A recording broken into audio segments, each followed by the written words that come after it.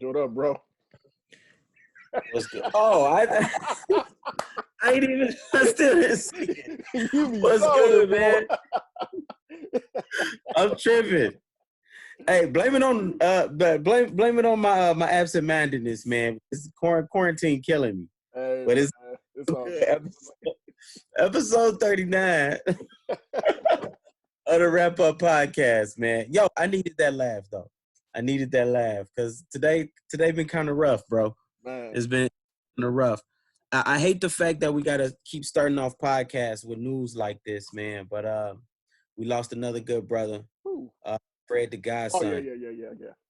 Lost Fred the Godson, man. One of the dopest, most underrated lyricists in rap, at least in my opinion. Sure. He was 35, man. Yep. Super young, 35 years old. He passed away from COVID-19. So it's claiming a lot of lives out here, man. So rest in peace to him. For real. Condolences to his family, and lost another dope talent in the rap game, in my opinion. Somebody who didn't quite get the flowers that they deserved when they was here. I agree. In my opinion, my humble opinion at that, I think he has one of the top 3 freestyles, Funk Flex freestyles ever. Yeah. The only 2 people I got ahead of him is Loaded Lux and Black Thought. Mm-hmm. But I got Fred the Godson number 3, man. I've been a little down since this afternoon, so I don't want to dwell on it too much. But rest in peace to Fred the Godson. He's definitely, man. If you're not familiar, definitely tune in. Check out his music. He definitely has some dope stuff. He has some dope stuff, man. On a lighter note, we had a nice weekend with The Last Dance. Finally at The Last Dance, so I want to jump off into that. If you under a rock and you don't know what The Last Dance is, it's a shame on you. Right, shame on you first. Especially with no sports. Shame on you. Shame on you. I blame your poor upbringing. Your daddies ain't nothing. Yo, but The Last Dance is a 10-part docuseries following the 97, 98 season for the Chicago Bulls. That was the 6th and final championship that they won. So last Sunday we got episode or parts 1 and 2. Mm-hmm. If you are a huge Bulls fan, as we are, it didn't give you a lot of nuances or information that you weren't really privy to. Mm-hmm. At least for me, it didn't give me much other than the fact that Pip was extremely underpaid. The numbers, you didn't know that? I knew he was underpaid, but like once they start breaking down the numbers, it was like 122nd in all of the NBA. I didn't know it was that bad. It's like, so, even back then, I knew it was like, okay, Pip wasn't getting the cash that he was supposed to get, but I didn't know it was like that. Mm-hmm. Like, he was winning championships and only getting paid like $2 and $3 million. And it was like, oh, that's kind of foul. That's a contract he signed. Think about it. In 90. Yeah. Yeah, like to put it in context, I mean, it's like the value of what he was contributing and what he was getting back didn't quite match up. Mm-hmm. That's like Luke Longley was getting paid more than him. Yeah. But to Jerry's defense, though, and he's been saying this since the contract when I was a shorty, I remember my pops and his friends talking about it. He told him, once you sign the contract, we do not renegotiate. Do you want to do this? And did. And at that time, Cats wasn't really making more than $5-6 million. It was that Horace Grant trade year. I think he got like $54 million when he signed as a free agent to Orlando. At Orlando. So that was like he was the highest paid player in the league for a minute. So when Mike got that 33, that was unprecedented. And it was an under the table 33. Nobody knew he made that much until after he retired. So but he deserved 33 because of what he was putting forth. Yep. The league was still in that 5.56 million range in terms of the max on the team. So And I get it. I truly get it. And I'm not saying Pip is not without blame. And I also understand his mind frame. Yeah. It's like if you really break it down, Pip was always battling like small little nagging injuries here and there. If it wasn't a migraine, it was his back. If it wasn't his back, it was, like leg issues, a hip, stuff like that. Pip was always kind of like banged up, and then he fought through it, or he would miss time and stuff like that. So once they give you the context of the background that Pip came from, he had a large family. They was dirt poor. Yeah. He came from nothing, went to Central Arkansas. He grinded for everything that he had. So when you put $18 million in front of a kid, I ain't gonna say kid, he was grown at that point. Yeah. But you put $18 million and you thinking in your mind, like, I can feed my family forever on $18 million. So it was like, it was a sound decision at that point until you started seeing like, yo, this is arguably, I don't even really think it was arguably, but I'm just trying to be diplomatic here, a top 5 player in the league, and he's getting paid what you're paying your sixth man even more than what you're paying Pitt. He was like what, number 8 on the team, something like that, number 7? 6. He was 6th on the team. But on other teams he would have been like 8 or 9, but it's like it was tough. It was tough to see that because we knew the contribution that he brought forth. Mm-hmm. Krause and Reinsdorf knew the value that he was bringing forth, but yeah, he wasn't getting paid like it. Mm-hmm. And that was to me, you talking about move. I'm gonna get you while you're young. I see the potential. We know that you want the money. And yeah, we don't renegotiate, but I'm gonna hit you with, because Mike, before he signed his 30, I think he maxed out at like 4 or 5 million. It just wasn't money like that back then. But Pippen could have got redone if he handled it differently. That's my point. That could have got redone.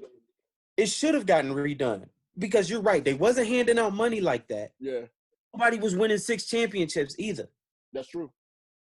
So, I mean, you're talking about doing something that's unprecedented and something that's totally against what you normally do. But these people are providing you a value and a service that isn't normal. It's not common. Yeah. You literally just won.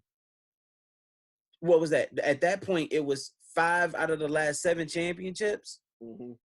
Man, renegotiate. Even if it's just you could have renegotiated for the remainder of his contract. It was Pip had what, 2 years left at that point, or 1 year? 2 years. 2 years. Pip had 2 years left. So just renegotiate them last 2 years. You ain't got to give him nothing crazy. Plus, you already know you finna get Phil off the books. You finna get Mike off the books. So you already was in the mode of we have to rebuild. Why not still keep Pip? Because when Mike left for them 2 years, who held you down? Pip. That's true. So if Mike was getting ready to leave again, who's to say Pip wasn't still going to hold you down again if you just wanted to renegotiate now and pay him like 11 or 12 million? That's not that hard. He gave you 6 chips, 5 at that. So I it's no way that you can have this conversation and not say, well, come on, Pip, you signed a 7-year, $18 million contract. I get that. I understand. In his mind frame, I can kind of understand it, but you got to read the fine print. You got to know what's going on, and you got to know your value. And I think Pip underestimated his value. But then once you start to put these pieces together and you start to see things coming to fruition, this man winning you jewelry, you hanging banners. It's not even close. It's just pure domination at this point. So you know the revenue that you're getting back, you could have restructured that. You could have. But playing devil's advocate, you mentioned the injuries. The injuries that Pip sustained oftentimes are career threatening, career ending. Once you, like I always said, once you start messing with big man feet, legs, and their back. The footses. Footses. Everybody, I know the word ain't feet, but it's just funny when you say the feet. So when you start messing with a big man's back and lower extremities, even though he wasn't really considered a big man, but Pippen was a big man, 6'7", whatever. No, he big. For sure. It's sketchy, and from a business standpoint, I can understand them wanting to. They kind of gangstered him into the contract as a rookie, so we know that for a fact. But like you mentioned earlier, he could have handled it differently. And if he would have talked to Mike, hey Mike, this is what's going on, man. You getting whatever. I don't even want half of what you're getting, but I just want my worth within this league, being this player. I'm pretty sure they would have, did what they did. But then on the flip of that, with Mike making 30 and 33 the next year, where was the room for the money? Where was it coming from?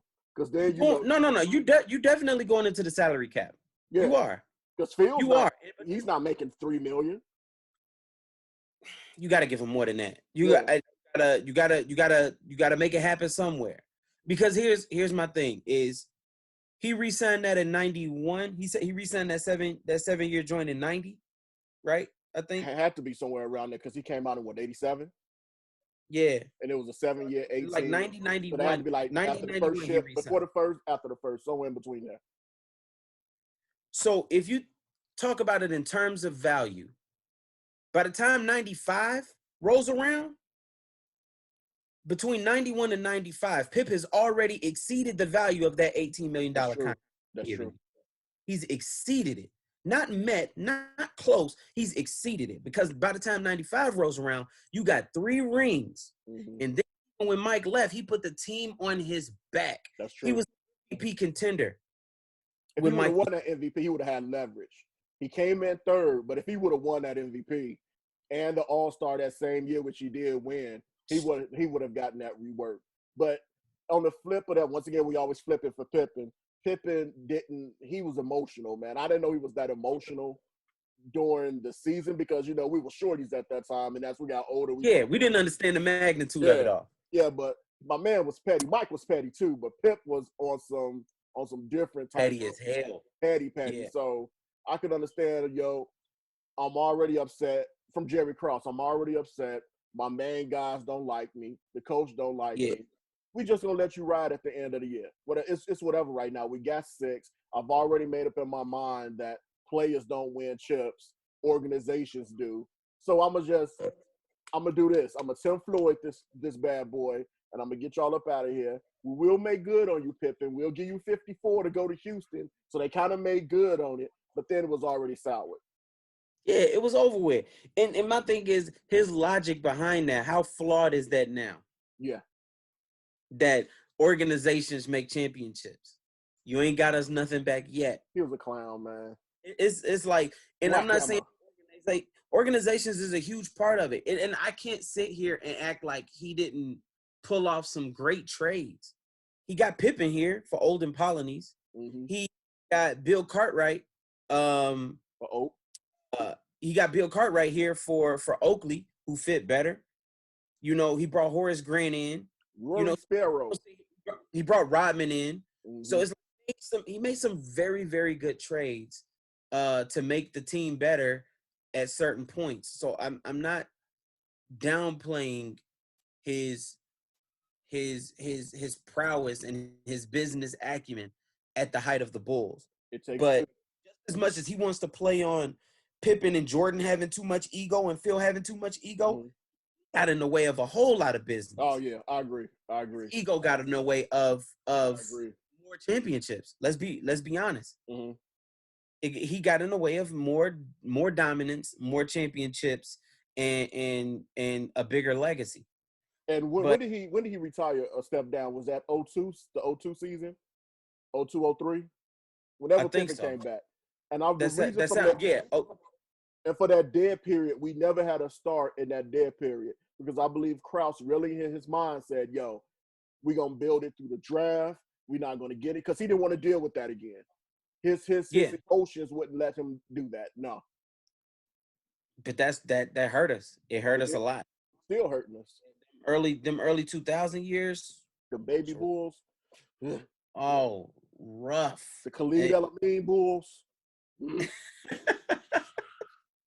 The Marcus Pfizer pick. Oh my god, that pissed me off at number 4. Oh, that pissed me off so bad, man. It still hurts. I don't know what it is about Iowa State that we loved back in the day, but we love Iowa State, man. I've never heard anything great coming from Iowa State. Nah, not at all. But I mean, I don't know, man. It's hurting my head just thinking about it. It was it was rough. It was super rough, and it's still rough now. But the documentary as a whole has been phenomenal. I mean, I sat there and I watched it with my sons. I got my mics on. I got my How Bulls was gear. that, man? Because I don't have kids, but you watching it with your sons. They only know the stories, if they even know that. They still kind of young. Yeah. But to put the names, I mean, the faces to the names and the aura around the whole experience and all that. How was that? I loved it, man. I loved every minute. Now my youngest, he falling asleep, so, and I just right. he ain't digesting it just quite yet. But my oldest, he gets. I mean, I'm talking. We watch highlight tapes together and like all of that. So he knows the players, he knows the names, he knows the highlights. He can remember things. He sees things. Okay. But he learned a lot, like with them telling Mike. Going through the story with him getting cut from the team and how much he battled with his brother, and watching the UNC games, how he won the championship as a freshman. Those are new things that he learned. I think he was tired of me stopping and pausing and be like, "Did you see this?" He's like, "All right, Dad, just let me watch it." Especially when they went to that Boston. Tired of that, but man, we loved it. We loved it. We enjoyed every minute of it, dog. It was special. I definitely enjoyed it, and the fact that we still got more episodes and we get to watch more of it, that part is special. Being able to relive that with him, and that's something that I'm gonna remember forever, because it means a lot to him already at such a young. So that part is dope. That part is dope. That's a good love. The Jordan 5 shock drop, I got lucky on them. Oh my goodness, man. Hey, we winning over here, B. Hey, you know what, man? Man, if I could break my toes and fit into a 12 or 11, man. I don't know. We talk about this all the time. Many consumers, 13 is not a size that's a 15, that's a 14. 14s are now what 13s used to be. You never could find 14, and you can always find a 13. Now you can't find 13s, but you can find 14s. Why don't you make a surplus of between 11 and 14? You should have surplus of maybe 10 and a half. You should just have mass surplus of, man. 13 is not. Don't ask no questions, bro. They got the 11s. Don't ask no questions. I won't tell. Don't ask no questions. Man, don't ask no questions. 13s, man. 13s. Yeah, hey, when you man. me that, man, I was sick. I was like, I know I'm not gonna get them. I was like, I know they go, man. I was amped up. I seen that and I was like, yo, got him. I'm May 2nd, May 5th, like everybody else now. Whenever they drop, and I'm in line. Man, I'm finna try and rack up. That's the move. Man. I'm about to try and rack up on them. I'm interested to know, like, are they gonna continue to do this with every Sunday? I wouldn't see why not. Drop. Yeah, I think that would be dope. I think it'll be dope. I hope so. We'll see. There's been some rumors around it, nothing confirmed yet, but if they do that, I'm all in. I'm definitely. Maybe all championship packs, man. Like that would be fresh. Season joints, like 91, 92, 93, 95, 96, 97. So that'll be crazy. But we just got the bread drop win. Not too long ago, right? So they probably won't redo that one again. Oh, the bread 11s? Yeah. So they probably we just got that over the holiday season. Yeah. So yeah, it's I wouldn't be surprised if they restock that. That's not bad. Infrared just came out this year, so that might be something they could do. But yeah, man, the Last Dance, I'm liking it so far. Yeah. They the next episode is supposed to be, like when Mike was getting knocked over the head, against them Detroit boys, the bad boys. They Rodman number 3 and the Bad Boys number 4.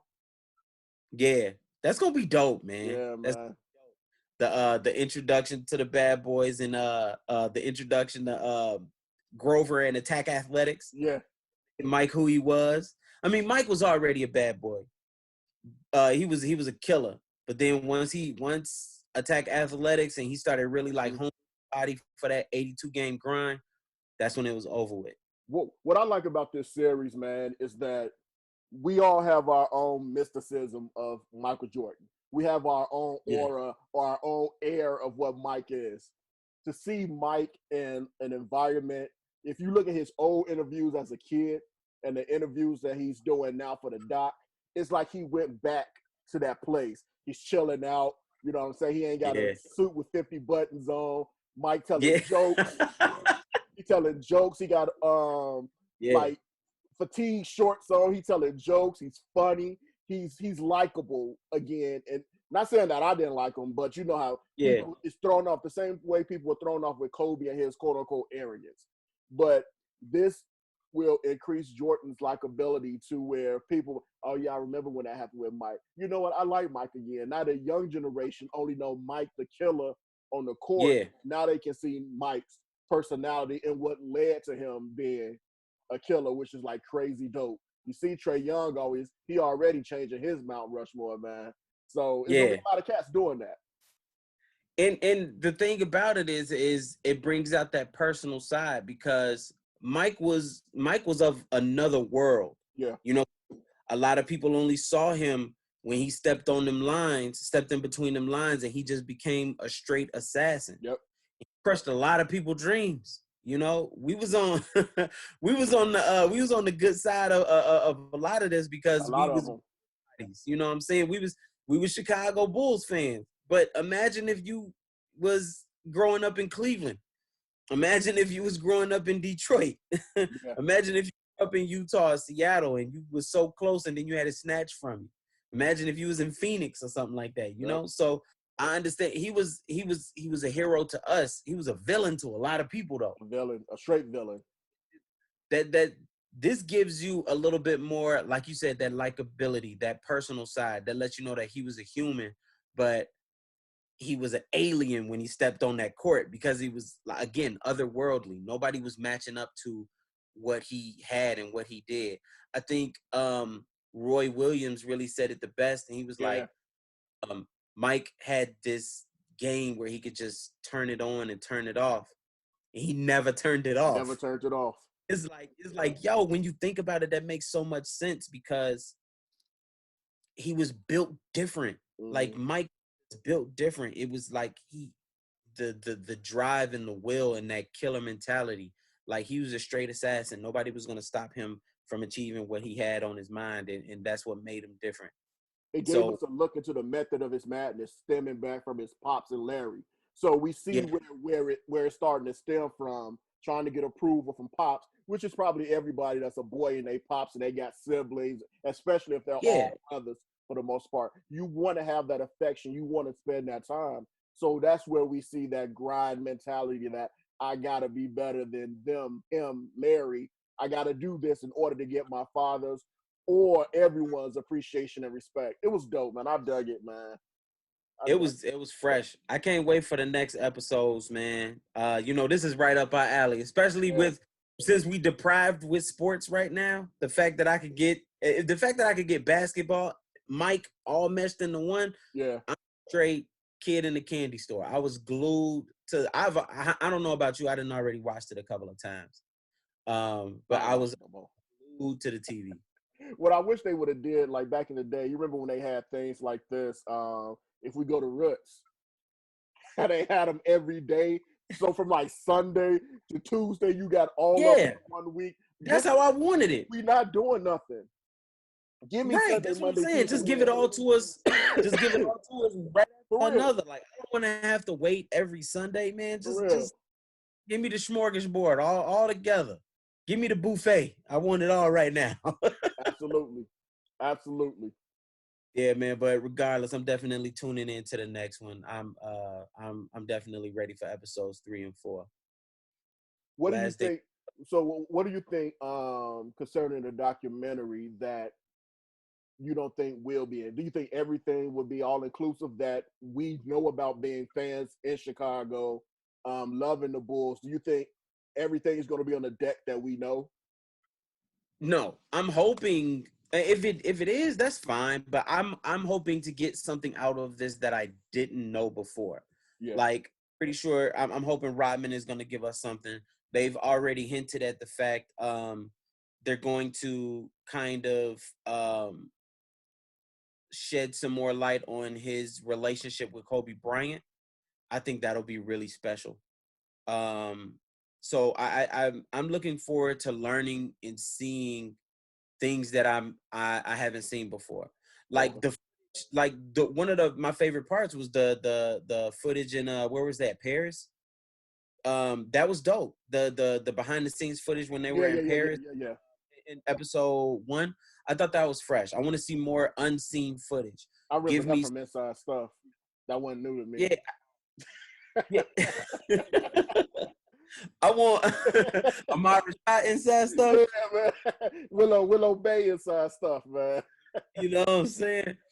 I want to get more. I want to get more of that, and I think we will. I'm hoping we will. Anyway, we'll get a little bit more information that we haven't quite seen. I'm hoping that that's some of the stuff that they'll uncover. I want to see the practices.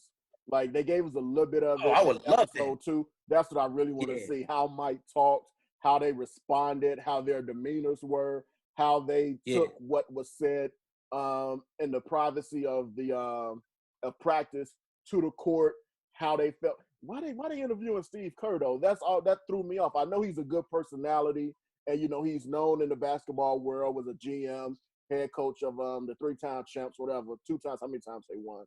But out of everybody on that team, I would have think you could have went to Tony Kukoc before that. You can't go to Ron Harper because he can't talk. Hey, Ron didn't got better, man. He didn't get. We don't know what happened when lights come on. Letterman ain't as bad as it used to be. Ron didn't got a little better. What happened when that light get on your forehead, man? You sound like Sylvester the Cat, man. But man, right? Because they have to fight. I don't know what made them choose Steve Kerr. It might be because of the fight. It's they're gonna have this and not touch on the fight. They're going to. Mm-hmm. They're gonna touch on the fight. But I don't know. I'm hoping that we're gonna get some more information from somebody else other than just Steve. Yeah. Because I know they got a couple of the bad boys. I saw John Sally in the preview. I think Dumars. We saw Zeke. Yeah. Isaiah Thomas in there. So yeah. Bill Laimbeer, salty ass. Still a clown. He's still salty, man, but it's okay. I like watching all of his interviews just because Michael wasn't the best. He's so upset. Reggie Theus was the best player on the team. What are you talking about, man? Rory Sparrow. Shut up. He's still mad, man. He's still in his feelings. I get it. When somebody crush you the way Mike did, I get it. You a little bit of resentment there. So, it is what it is. Yo, but the Last Dance, I'm definitely ready for more of them. Before we wrap, though, I do want to talk about what we getting into. Bradley and Babyface. Oh my goodness, man! If Babyface ain't the coolest man on the planet, man, I don't know what is. The coolest, the pettiest. Oh. Pettiest. Shady Face Edmonds.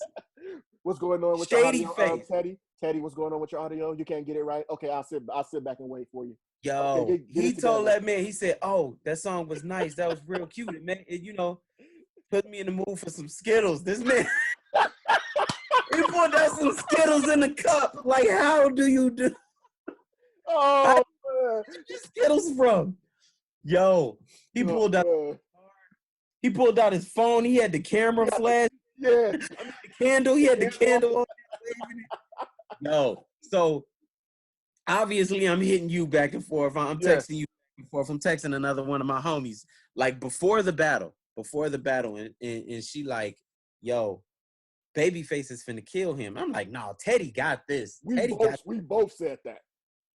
Right. I'm like, "Yo, Teddy gonna win this. He get into that Bobby Brown bag and that New Jack Swing, and he gonna win this over." Yeah. And she's like, "You are so wrong, and I want you to apologize when we watch this battle." And I'm like, "You tripping? You gonna be apologizing to me?" Yeah. Man, I was wrong as hell. Both were. It was nothing I could say. It was absolutely nothing I could say. I was just, other than, you know what, you was right. I apologize. And she let me stand on it. She let me have it for a couple of days. Not we in a better space where it's like she don't bring it up, hurt my feelings or nothing. But what's crazy, we both said that Face got hits. We knew that. That's undeniable. Of course. Yeah. But we knew they will all be ballads and slow jams. We knew that. Right. But the way he strategically set them up with his stories, it made what Teddy Riley did. It was like, okay, you played that. Well, let me tell you a story about when Michael Jackson called me to get Halle Berry's phone number. And if he got the number, she probably would have said something like this, click. Come on now, man. His setup was immaculate. Every single time the setup was nice. Even when Teddy having technical issues, audio issues, and he was like, you know what? Well, why are we waiting on Teddy? Let me just pull out my guitar and play this white song for you. Who plays a random? He said it's one of my white songs. And then random Eric Clapton joint, man. Who does that? Right. I'm like, yo, what are you talking about? I was like, how is this dude this dope? I mean, he didn't even really get into Boys to Men. He didn't get into that bag really. He played one Boys to Men joint. He didn't even get into no Whitney. He got Whitney joints. He didn't even go Bobby heavy. He didn't. I think he played like one or two Bobby joints. You know what really put him over the top and what it really wasn't no coming back from? Tevin Campbell. Yeah. Could not beat the Tevin Campbell cuts. Yeah, it was over with. The Tevin Campbell cuts, it destroyed it. And it was like, Teddy, you couldn't cut. Teddy came with some smash hits. And I was just like, yo, Teddy is like, come on, you on the ropes, Teddy. Fight back. It's like, Mick, cut me. And then but Teddy like, yeah, I'm gonna take him to the club. And my man Face, well, you know, you get him to the club, stab. Right. He said, I'm gonna get him to the bedroom. But the first battle, the shade that Face was throwing at Teddy, when Teddy would play something, he was like, you produced that? I didn't even know you did that. He's like, okay, I got you 12? Was you 12 when you did that? Yeah. So much love to Face, man. Much love to Face. He bodied that. He bodied. He definitely did, man. It was a super dope battle. I enjoyed every minute of it, and man, I just felt like it was still very historic. I love the fact that that they was able to do it. I'm ready to see more. 4 million people, man, tried to get in. Crashed Instagram, like, man, that's nuts. That's absolutely crazy that you know they crashed Instagram. I love this platform. I just don't want them to commercialize it. What they're doing right now is fine. You know, after the battles, then they put, you know, the title streaming playlists up and all of that. That's cool. Continue to do that. But don't break this market. Don't commercialize this too much. You heard the proposal though, right? Yeah. The proposal, I believe it was Tuesday. Swiss said that he was talking with Tim. They talking about put it on pay-per-view for Dre and Diddy. First of all, I don't want to see Dre and Diddy. That's not a match to me. If you put Puff with anybody, I would say JD. That's fine. But from how you started, we did this, I think, 2 weeks ago when we talked about the commercialization of it. Yeah. You can't make people pay money that's losing their jobs for this. Talking about it's going to donations. It's not fair to the public. It's not fair to the origin of how this was created for you to say we're going to put this on pay-per-view now. For you just pay whatever it is to donation. You pay that yourself. And just continue to enjoy this sense of freedom or this sense of getaway, if you will, in terms of what they're doing. Let us continue to have that. Right. If you want to generate donations, pin it to the top of the stream or whatever. Just have people donate or whatever. And you know, in the midst of the battle, you can just say, hey, y'all, you know, if you like this joint or if you like the next one, definitely please donate. It don't matter if it's $1 or $2, whatever. That's fine. But it's no way you can have hundreds of thousands of people trying to pay to have this. You got to understand the reason why hip hop was always so dope is because it brought people together for free anyway. The battles in the park, you know, whether they was freestyle battling or they doing, you know, they b-boy thing or the graffiti, that was free. All of that was free. It was free to go to the park and go down there and hear them battling. It was free to, you know, watch the b-boys doing their thing. It was free to go tag up. It was illegal, but hey, spending no money. You feel me? And it was free to go hear people scratch against each other. So don't try to, I'm not gonna say don't make $1 out of this. The money is gonna come regardless. You can sell merch. You can it's a ton of different ways to make money. Don't pay to do an advertisement, scroll across the IG, do something. Yeah. Don't try to monopolize from it and monetize everything for the sake of charity, because me being conspiracy theory stuff, all that's not going. Some of that's going. I don't know if Versus is a true entity. I don't know if him and Switch did that, or if that Switch thing. I don't know the Versus relationship. I tried to look it up, but it looked like it was just made for this. But I don't want them to take the luster out and we go too far-fetched and try to get artists that we know that's not going to do it. Mariah Carey is not going to do this. It would be great if she did, but if we're going to keep it in the essence of song from song, most artists can't even play the songs unless it's the producer. You know what I mean? Because they don't own it. You know, so keep it in the essence of what this is. Keep this into the essence of, this is like a producer cipher right here. Keep it in that vein. Keep it in this avenue. If Puff want to do it so bad, Puff can do it without pay-per-view. If he wanted to do it, if he wanted to do it for the culture, we don't have to pay for it, because I'm not paying $10, $15 to see this. I'm not going. And you shouldn't have to. No, I mean, because that's all we keep hearing is that this is organic and this is for the culture. If it's for the culture, let it be free. That's what the culture was created on anyway. Yep. You know what I'm saying? It was free entertainment, us being able to come from our roots, what we know and what we love, and we giving it back to the people for free. That's absolutely. Culture was cultivated. Let's keep it at that. It's too many brilliant Black minds who are in the center of this that can find ways to make money off of it. But we should have to pay to watch it. That's my only thing. So as long as they stay from that, I'm good. So we should close out. We got a short time left. As we close out, one thing I would say that came from this battle is that I love how Teddy is kind of getting his flowers. He's loving all of it, man. I ain't never seen this man on social that much, and he's kind of getting hold him as a regard in terms of high esteem in music. But that New Jack Swing era, because it didn't last long, kind of faded away, and I'm glad that he's getting his views from it and all that, man. Much love to Teddy.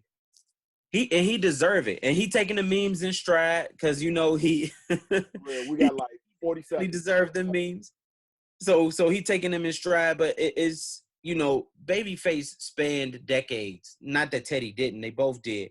But you know, it's like Babyface Teddy still working. Yeah, that's the thing. It's like Teddy's not, but Babyface is still out here. Right, he's at this high esteem already from where he's been and the people who he's worked with, and Teddy didn't quite get that like he should have. So I'm with you. I'm glad that he's getting that. I'm glad that both of them brothers did this, and it was historic. It is not, the numbers prove it. It was monumental for hip hop, for R&B, for Instagram. It was dope. So that's all we got for this week, man. They're going to shut us down. But be sure to tune in to us next week. Wrap Up Podcast. I'm Stephen. That's my boy Fresh. Holla at you. Peace.